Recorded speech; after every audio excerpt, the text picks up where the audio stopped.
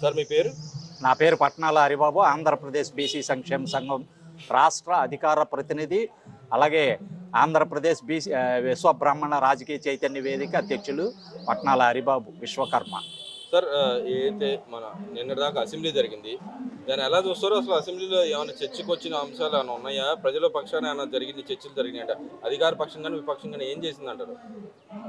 కూటమి ప్రభుత్వం పరంగా వాళ్ళు చేసేటటువంటి పనులను వివరించడానికి వాళ్ళైతే సిద్ధంగా ఉన్నారు. కూటమి ప్రభుత్వం వాళ్ళు ప్రతిపక్ష హోదా కావాలనుకుంటే అన్న వ్యక్తులు అసెంబ్లీలో ప్రజా సమస్యలు లేవనెత్తడంలో వాళ్ళు వెనకబడి ఉన్నారు అనేది మాత్రం ఈ అసెంబ్లీలో కానీ మామూలు శాసనసభ మండలిలో కానీ వాళ్ళు వెనకబడి ఉన్నారనేది మాత్రం తేటతెల్లమైంది ఈ విషయంలో.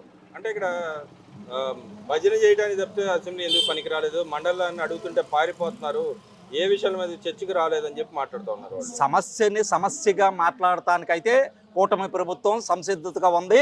మినిస్టర్ నారా లోకేష్ గారు కానీ అందరు మినిస్టర్లు కూడా వాళ్ళు అడిగినటువంటి దానికి సమాధానం చెప్పడానికి, సుదీర్ఘమైనటువంటి చర్చ చేయడానికి వాళ్ళు సిద్ధంగా ఉన్నారు. కానీ వీళ్ళు కేవలం దాన్ని డైవర్ట్ చేసి రాజకీయ లబ్ధి పొందటానికి మాత్రమే వాళ్ళు వస్తున్నారు తప్ప ప్రజా సమస్యలు పోరాటానికి మాత్రం వాళ్ళు సంసిద్ధంగా లేరనేది మాత్రం ఈ విషయం తేటతెల్లమైంది. అంటే ఇక్కడ ఇంకో మాట కూడా మాట్లాడుతున్నా, ఏదైతే తిరుపతి లడ్డు మీద మాట్లాడమంటే మాట్లాడకుండా దాంట్లో ఎవరైతే ఉన్నారో వెనకాల ఏదైతే హెరిటేజ్ సంస్థ ఉందో దాని గురించి మాట్లాడుతుంటే సమాధానం చెప్పకుండా దాటవేసే ధోరణిలో ప్రవర్తించారే తప్పితే ఎక్కడా కులాల ప్రస్తావన తీసుకొచ్చారు తప్పితే ఎక్కడా దాని గురించి ప్రస్తావించలేదు. మేము తీసుకొచ్చాము, మా దగ్గర ఉన్నా కూడా వీళ్ళు తప్పించు పారిపోయారని చెప్పి మాట్లాడుతున్నారు. వాస్తవంగా అసెంబ్లీలో కానీ శాసన మండలిలో కానీ ఏదైనా మాట్లాడాలనుకున్నప్పుడు వాళ్ళు ముందుగా మేము ఈ విధంగా దీని మీద చర్చ చేయాలనే దాని గురించి ఒక ప్రోటోకాల్ ఉంటుంది. ఎలా పడితే అలాగ వచ్చి అసెంబ్లీలో మాట్లాడటానికి కుదిరే పరిస్థితులు కాదు. దానికి ఒక ప్రోటోకాల్ ఉంటుంది. రేపు మేము అసెంబ్లీలో ఇది ప్రవేశపెట్టబోతున్నాం, దీని గురించి చర్చించబోతున్నాం అని చెప్పేసి ముందుగా తెలియజేయాలి. దానికి ఏం చర్చిస్తారు, ఎలా సమాధానం చెప్పాలనేది ప్రభుత్వం దగ్గర ఆధారాలతో సహా నిరూపించడానికి వాళ్ళకి అవకాశం ఉంటుంది.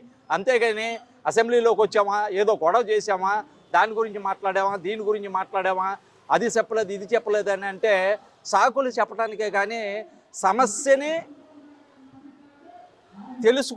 సమస్య తీర్చడానికి అయితే మాత్రం వాళ్ళు ఏ విషయంలో కూడా ముందుకు వచ్చే పరిస్థితులు అయితే లేరు.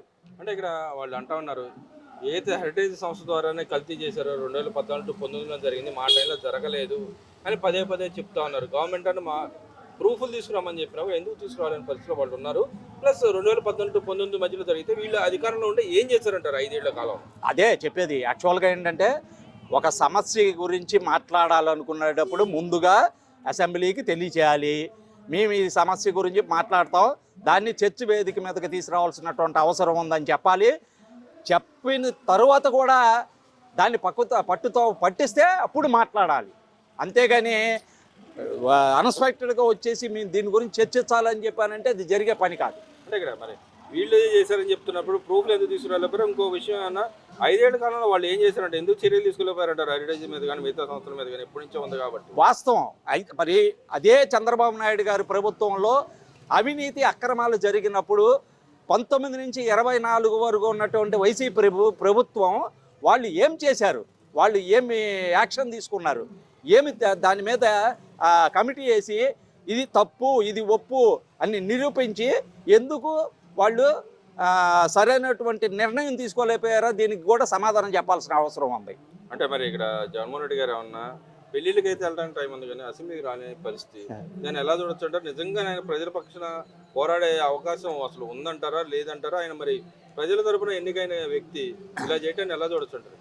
సార్ ఒకటి సార్, ప్రజాస్వామ్యం మీద, ప్రభుత్వాల మీద, న్యాయ వ్యవస్థ మీద సరైనటువంటి వాళ్ళ అవగాహన లేదు. వాళ్ళకి దాని మీద ఒక నమ్మకం కూడా లేదు. ఎందుకంటే ఈ రోజున ఒక మాజీ ముఖ్యమంత్రి, ఒక కార్పొరేటర్గా, ఒక ఎమ్మెల్యే స్థాయి వ్యక్తే ఒక గౌరవప్రదమైనటువంటి ఉన్న ఈ రోజుల్లో ఒక మాజీ సీఎం అయి ఉండి ఏంటి అటువంటి ధోరణిలో వెళ్తున్నాడంటే ఎంత దుర్మార్గమైనటువంటి పరిస్థితిలో ఉన్నదా వాళ్ళ వైసీపీ పార్టీ. అనేది మాత్రం కరెక్ట్ అయినటువంటి వే మాత్రం కాదు. అంటే ఇక్కడ ఆయన ఎందుకు రాలేకపోయాడు అంటారు? అసలు పెళ్లిళ్ళకి అయితే వెళ్ళడానికి టైం ఉన్న వ్యక్తికి మరి ప్రజల సమస్య మీద పోరాడాల్సిన నిజంగా అది ప్రజలు గమనిస్తున్నారు. ప్రజలు తెలుసుకోవాల్సినటువంటి విషయం కూడా ఒకటి ఉంది. ప్రజా సమస్యల కోసం పోరాటం చేస్తున్నాము, పాదయాత్ర చేశాము, అన్నీ చేసి ప్రజల కోసమే నేనున్నానని చెప్పి ఆ రోజు ప్రజాయాత్ర చేసి అఖండ మెజారిటీతో 151 సీట్లు గెలిచినటువంటి వ్యక్తి ఈ రోజులు ప్రతిపక్ష హోదాలో లేకపోయినా కానీ ఒక్క వ్యక్తి ఉన్నా కానీ ప్రజల కోసం పోరాడే వ్యక్తే నాయకుడు అవుతాడు.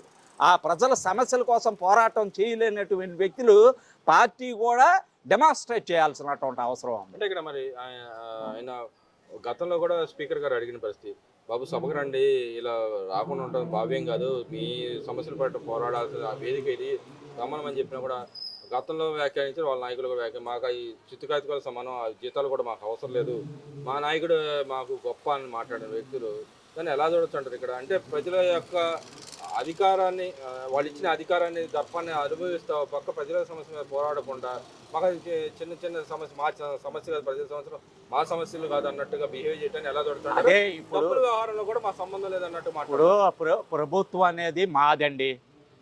ప్రతిపక్షంలో ఉన్నా మేమే, అధికార పక్షంలో ఉన్నా మేమే. మేము చెప్పిందే జరగాలి, మేము చేసిందే న్యాయం, మేము చేసిందే చట్టం. ఏంటి ప్రజల సమస్య మాకు అవసరంలా. మళ్ళీ మేము ప్రభుత్వంలోకి వస్తే కుక్క బిస్కెట్లు వేస్తాం, దానికి తోకాడిచ్చుకుంటూ ప్రజలు వస్తారు. అంటే అదే మరి అది ఆయన చేసిన గతంలో చేసి ఎందుకు ఓడిపోయారంటారు ఇక్కడ? అదే యాక్చువల్గా ప్రజా సమస్యల కోసం పోరాడేవాడే నాయకుడు అవుతాడు, కానీ ప్రజల సొమ్ముని దుర్వినియోగం చేసి వాళ్ళు లక్షల కోట్ల రూపాయలు సంపాదించుకొని కొంత మేర ప్రజలకు ఇచ్చేసి మేమేదో చేస్తున్నామని మభ్య పెడితే ఈ రోజున ప్రజలు ఎవరు అమాయకులు ఏం కాదు, ప్రజలు మేల్కొంటున్నారు. ఏంటి సరైనటువంటి అవగాహన ఉంది జనాలకి, ఏం జరుగుతుంది ఏంటి, రేపటి రోజు మా బిడ్డల భవిష్యత్తు ఏంటి.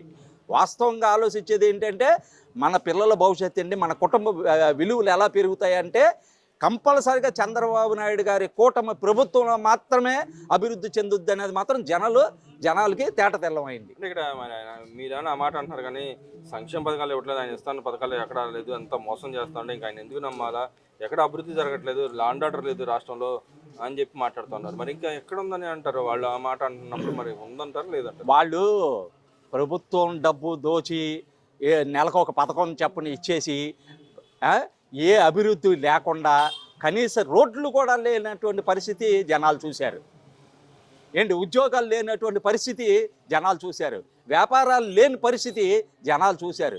ఈ రోజున కేవలం సూపర్ 6 అనే పథకాన్ని తీసుకొచ్చి ఆ సూపర్ 6 పథకాన్ని అత్యద్భుతంగా ప్రయోగం చేసి సక్సెస్ అయినటువంటిది కూటమి ప్రభుత్వం. మరి ఇక్కడ ఇంకో మాట కూడా అంటున్నారు, ఏదైతే వీళ్ళు వాగ్దానాలు ఇచ్చారో ఒక పక్క వాగ్దానం ఇచ్చారు, ఇంకో పక్కన అయితే బడ్జెట్లో ప్రవేశపెట్టాల్సిన అంకిల్ గారెడ్డి తప్పితే ఏం లేదు, దాంట్లో ఎక్కడా కూడా దానికి ఎలకేషన్ జరగలేదని మాట్లాడుతూ ఉన్నారు. అదే ప్రతిసారి కూడా అంకిల్ గారెడ్డి తప్పితే చెప్పడం తప్పితే అక్కడ ఏం జరగలేదు, ఏం లేవు, ఎలకేషన్ లేవు, ఏం లేవు, ఇంకెందుకు ఈ గవర్నమెంట్ అని మాట్లాడుతున్నారు. ఏం చేయలేదు. పెన్షన్ 3,000 నుంచి ఎట్ ఏ టైం 4,000 రూపాయలు పెంచారు. అది బూటకమా? ఫ్రీ బస్సు బూటకమా? 3 గ్యాస్ బండ్లు బూటకమా?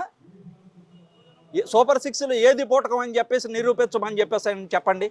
అంటే ఇస్తాన్ని కూడా ఇవ్వలేదు, కొన్ని మోసం చేసిన మహిళలకి అయితే మరీ మోసం చేశాడని చెప్తున్నాడు. అది అంతా కూడా అభూత కల్పన. 1కి 10 సార్లు తప్పు ఒప్పు అని చెప్పగలిగిన నేర్పర్లు వైసీపీ వాళ్ళు. మరి ఇక్కడ చూసుకుంటే నిన్న హీరో సుమన్ గారు మాట్లాడతా, ఎవరైతే కల్తీ లడ్డు వ్యవహారంలో కల్తీ చేశారో వాళ్ళని, అలాంటి నాయకులు కానీ అలాంటి వ్యక్తులను కానీ ఏ గుడికి ఎక్కడికి రానివ్వకూడదు, బహిష్కరించాలి, తప్పకుండా చేయాలని చెప్పి అడిగారు. దాన్ని ఎలా చూడతారు? తప్పకుండా ఇది ఒక మత సంబంధించినటువంటిది. దీనికి అంటే నేను యేసు ప్రభుని నమ్ముకున్నాను, నేను అల్లాని నమ్ముకున్నాను, నేను వెంకటేశ్వర స్వామిని నమ్ముకున్నాను అనేటువంటి నమ్మకం అనేటువంటి ఈ రాష్ట్రంలో ఆ నమ్మకాన్ని వమ్ము చేయకుండా, మతానికి ఈ రంగు పూయకుండా ఎవరైతే ఈ దుర్మార్గానికి పాల్గొన్నారో వాళ్ళందరినీ కూడా ఈ రాష్ట్రం నుంచి బహిష్కరించాల్సినటువంటి అవసరం మాత్రం తప్పకుండా ఉంది.